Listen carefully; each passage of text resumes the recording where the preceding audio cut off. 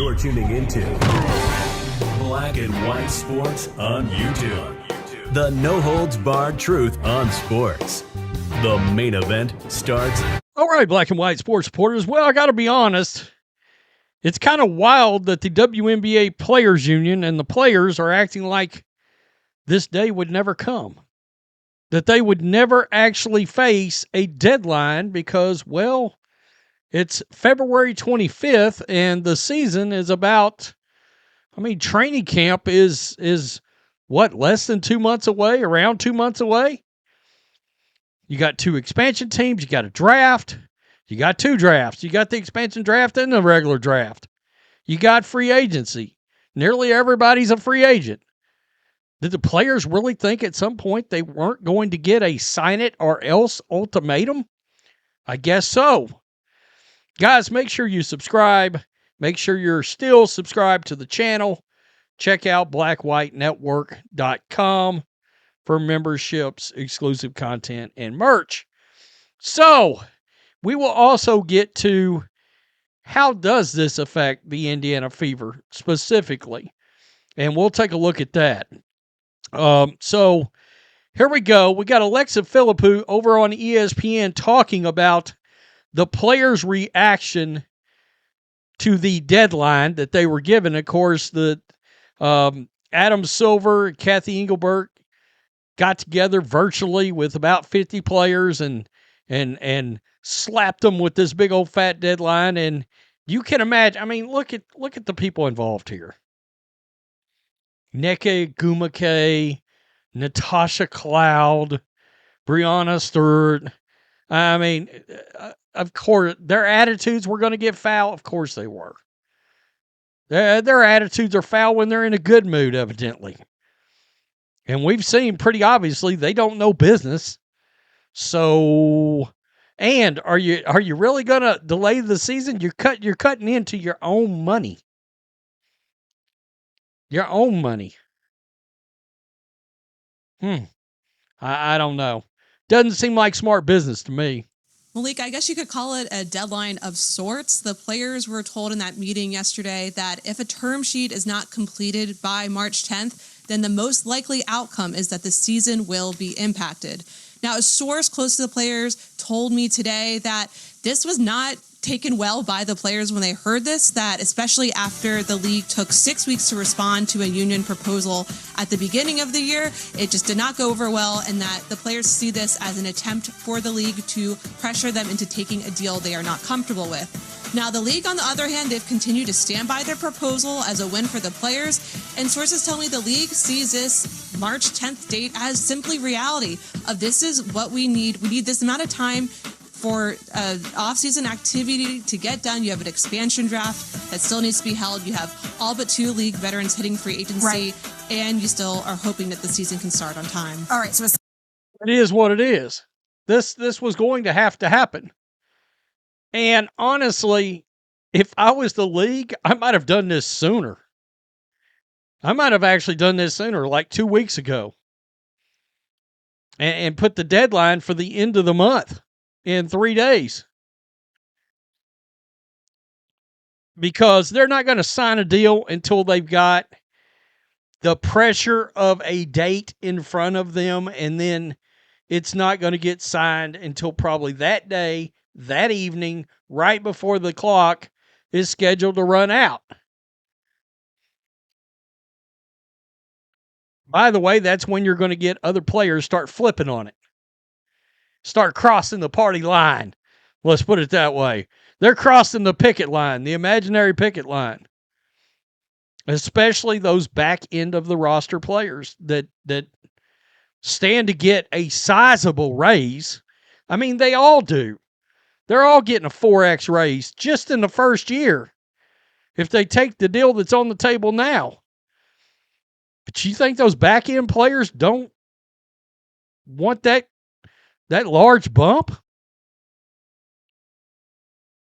It's sort of a life-changing bump for if you told somebody, hey, you're an average player, you're going to make $100,000 a year, and then next year you're going to make, close to $500,000, whatever.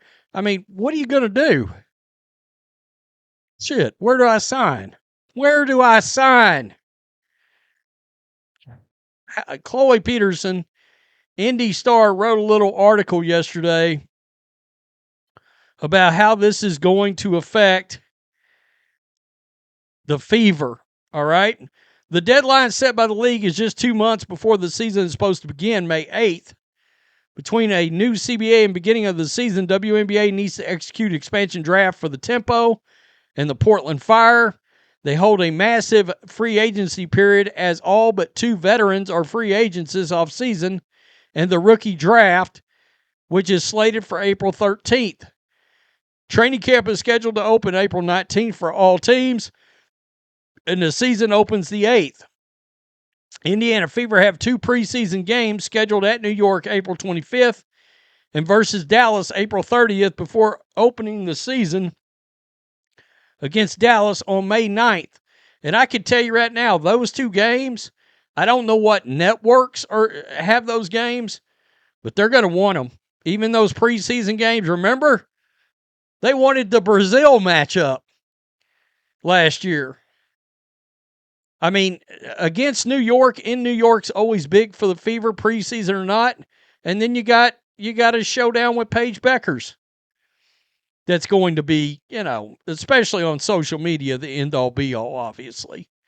On the business side, it would affect the Fever's bottom line if the season is delayed and games are ultimately affected. The WNBA has not specified whether canceled games in this case of a delayed season would be rescheduled. The tickets have already been sold for games at Gainbridge Fieldhouse, as a Indiana spokesperson told Indy Star on Tuesday that they would look into what would happen to those tickets in the case of a game cancellation. They could just honor them at a later date, I would assume. On the operations side, it is giving the Fever's front office less and less time and the coaching staff less time to work with potential new players before the season begins. The Fever hypothetically are sitting in a good place when it comes to a 2-team expansion draft, assuming the rules don't drastically change. The last time the league held a multi-team draft, it allowed teams to protect 5 players. Indiana has just 3 players under contract: Aaliyah Boston, Caitlin Clark, Michaela Timpson. Indiana also has the right of first refusal for Lexi Hull, who's a restricted free agent, the ability to core Kelsey Mitchell again, assuming the core rules don't change, the rights to reserve free agent Chloe Bibby, I didn't realize that, and the rights to Christy Wallace, who suspended her contract in 2025 for personal reasons. The Fever could easily protect Boston, Clark, Timpson, Hull, and Mitchell, keeping the main core intact. The Temple and the Fire would likely pick between Wallace and Bibby, neither of whom had a strong impact on the Fever in their seasons in Indiana. Well, they would have, but Stephanie White didn't want to play Chloe Bibby. Let's just be real here. All right? And she could sure knock down a 3. If I'm a expansion team, I'm taking Chloe Bibby. I'm getting her on a roster. And the other one, you notice they didn't bring up the name Sophie. They didn't bring up Sophie's name. Sophie's a free agent. She wants to come back to Indiana. That's got to be worked out. You got to figure, okay, they're going to give priority to Kelsey Mitchell first, but that's going to be a much different sized contract, I guess, because let's be real, some franchise, I would assume, this is the WNBA, so you can't act like the people running it are very smart. But from a marketing standpoint, a franchise would look at Sophie Cunningham and be like, oh, she's a top 5 star in the league now. From a social media perspective, an entertainment perspective, an attraction perspective, and I don't mean looks-wise, but, let's be real. But she was the number 1 athlete on Google last year for women. So, if I'm the Fever, I'm wanting to keep her. because you got a business churning machine with Caitlin Clark at that point. Tell me what you think. The players are mad. They're big mad. All you need to do is sign a deal and move on with life. And then everybody gets free agency started, this and that and the other. I will tell you what complicates things. FIBA has games. All right. Remember, the season's going to be temporarily delayed towards the end of the year for FIBA. Well, how does that work if you delay the season? We could be playing basketball like into November, I think.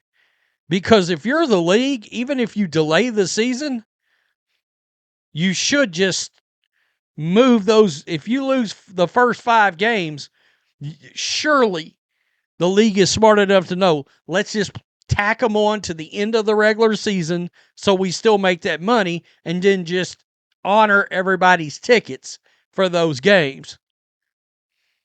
Don't lose the games. That'd be another PR. A delay's a PR nightmare. Lost games or not.